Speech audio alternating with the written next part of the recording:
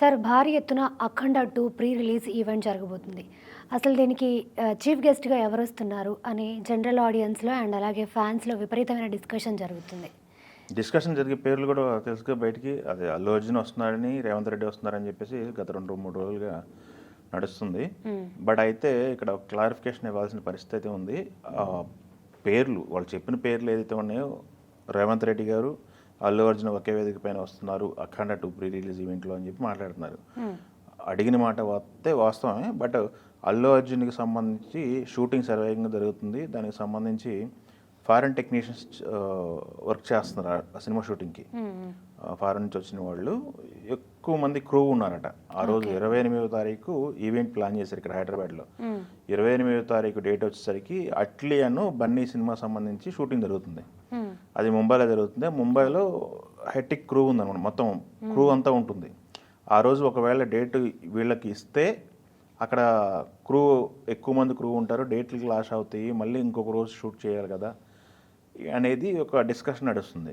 లేదు ఒకవేళ shooting morning జరుపుకొని ఈవినింగ్ ఫ్లైట్కి వచ్చి అటెండ్ అయ్యి వెళ్తారా బన్నీ అనేది ఒకటి. బట్ ఒక మాట అయితే అడిగి పెట్టడం జరిగింది. అక్కడ డెసిషన్ ఇంకేంటి అనేది క్లారిఫికేషన్ అయితే రాలేదు. ముందుగానే ఈ ఊహాగానాలు అయితే బయటకు వచ్చేసినాయి. అనుకుంటున్నారు అని చెప్పేసి అనుకున్నారు, కానీ అనుకున్నవి జరగవు కదా.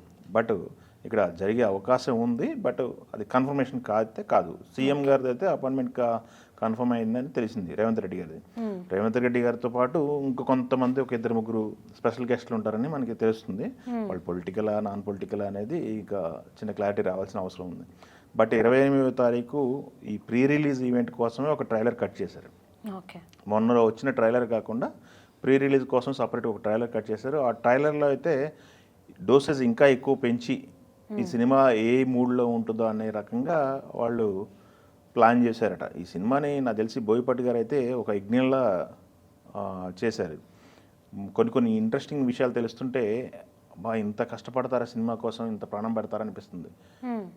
ఇది ఈ సినిమా చేసిన రోజులు కూడా దాదాపు వాళ్ళు ఎన్ని రోజులు చేశారో అన్ని రోజులు కూడా సెట్లో కంపల్సరీ ఒక పురోహితుడు ఉండేవాళ్ళట. పురోహితులు ఉండేవాళ్ళు. మార్నింగ్ 4 గంటలకు స్టార్ట్ అయినా 3 గంటలకు స్టార్ట్ అయినా మినిమం 45 to 1 hour పురోహితుడితో పూజ జరిపించి బోయపాటి గారు సెట్లోకి వెళ్ళేవాడట. అంటే ఇది ఏ రకంగా చేశారు, ఒక సినిమాని ఒక హైందవ ధర్మాన్ని ఒక టెంపుల్లో కనుక ఏదైనా కార్యక్రమం చేస్తుంటే ఎలాంటి నియమాలు పాటిస్తారో అలాంటి నియమాలన్నీ పాటిస్తూ ఒక యజ్ఞంలా సినిమా షూటింగ్ జరిగిందని చెప్పేసి మనకి తెలిసింది. ఇప్పుడే ఒకళ్ళిద్దరిని ఇంటర్వ్యూ చేసి వచ్చాం మనం ఆ సినిమా సంబంధించి. వాళ్ళు చెప్తున్న మాటలు వింటుంటే నిజంగా ఈ రకంగా ప్రాణం పెట్టి చేశారు ఆ సినిమా అనే లెవెల్లో ఉందన్నమాట. అది కొన్ని రివీల్ చేయకూడదు. అవి వాళ్ళు చెప్తున్న ప్రతిదీ వింటుంటే ఎప్పుడెప్పుడు సినిమా చూద్దామా అన్నట్టు ఉంటుంది. సో ఇక ఆ ట్రైలర్ వచ్చిన తర్వాత ప్రతి ఒక్కరికి క్యూరియాసిటీ ఇంకా పెరుగుతుంది. December 5th అయితే ఒక విస్ఫోటనం చూడబోతున్నారు, హైందవ విస్ఫోటనం అని చెప్పి మాట్లాడుతున్నారు. హైందవ ధర్మమే త్రిశూలం పట్టుకొని బయలుదేరితే ఎలా ఉంటుంది అనేది వీళ్ళు మాట్లాడుతున్న పరిస్థితి అనమాట. సో ఇది ఒక ప్లాన్ అయితే, ఇంకొకటి వారణాసిలో ఒక ఈవెంట్ ప్లాన్ చేస్తున్నారు అని చెప్పేసి ఒకటి. వారణాసిలో ఈవెంట్ ప్లాన్ అయితే ఉంది, బట్ అది ముందే జరగాల్సింది. కొన్ని డేట్స్ కారణంగా అది ముందు జరగలేదు. ముంబైతో స్టార్ట్ చేశారు. అసలు యాక్చువల్గా అయితే వారణాసిలో బిగ్ ఈవెంట్ చేసి వారణాసి నుంచే ప్రమోషన్ స్టార్ట్ చేద్దామని చెప్పి ముందు ప్లాన్ చేసుకున్నారు. అది అవ్వలేదు. నెక్స్ట్ ముంబై నుంచి స్టార్ట్ చేశారు. తక్కువ రోజులు ఉన్నాయని చెప్పేసి మొన్న యోగి ఆదిత్యనాథ్ గారిని కలిశారు కదా, ఆ టైంలో కూడా ఒక ప్రస్తావన వచ్చిందట. చీఫ్ గెస్ట్గా ఆయన ఇన్వైట్ చేశారు. ఒకవేళ ఆయన డేట్స్ కింద దొరికితే అక్కడ కూడా ఒక భారీ లెవెల్లో ఈవెంట్ చేయాలని చెప్పేసి వాళ్ళు మాట్లాడుకున్నారు. సో ఈ అన్నీ చూస్తుంటే వాళ్ళు దాదాపు నార్త్ కోసమే, హిందీకి సంబంధించిన పబ్లిసిటీ కోసమే దాదాపు 7-7.5 కోట్ల వరకు బడ్జెట్ పెట్టుకున్నారంట. అంటే ప్రతి రూరల్ ప్రాంతానికి కూడా ఈ సినిమాని రీచ్ చేయాలి అనే కంకణం కట్టుకున్నారు.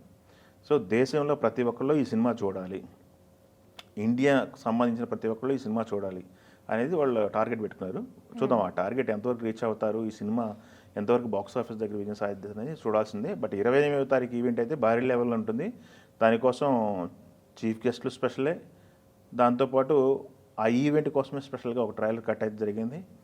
అక్కడ నుంచి ఫ్యాన్స్కి అలానే సినిమాని అభిమానించే ప్రతి ఒక్కరికి కూడా ఇంకొక స్పెషల్ ట్రీట్ లాగా ట్రయల్ ఉంటుందని మాట్లాడుతున్నారు.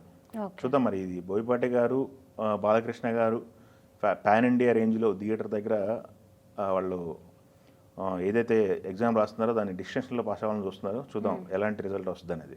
ఓకే. పాన్ ఇండియా లెవెల్ ఇక్కడ రిజల్ట్ అయితే కన్ఫర్మ్ అయిపోయింది. తెలుగు ఆడియన్స్ లెవెల్ అయితే రిజల్ట్ అయితే కన్ఫర్మ్ అయిపోయింది బ్లాక్ బస్టర్ అని.